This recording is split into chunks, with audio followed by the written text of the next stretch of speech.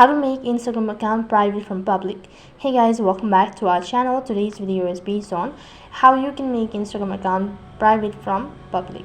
So in order to make your Instagram account private from public, first of all update your application and then log in into your Instagram account.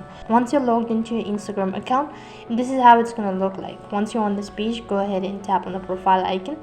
As soon as you click on the profile icon, tap on the three lines icon located right on top.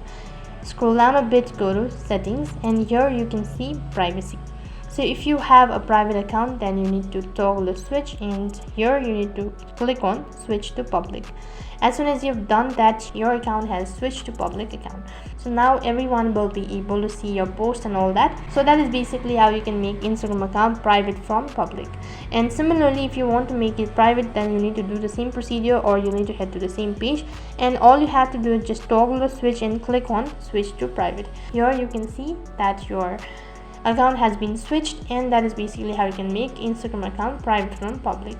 And that is all for this video. I hope the video was helpful. Make sure to like, share and subscribe to our channel. Thank you for watching. See you in the next video.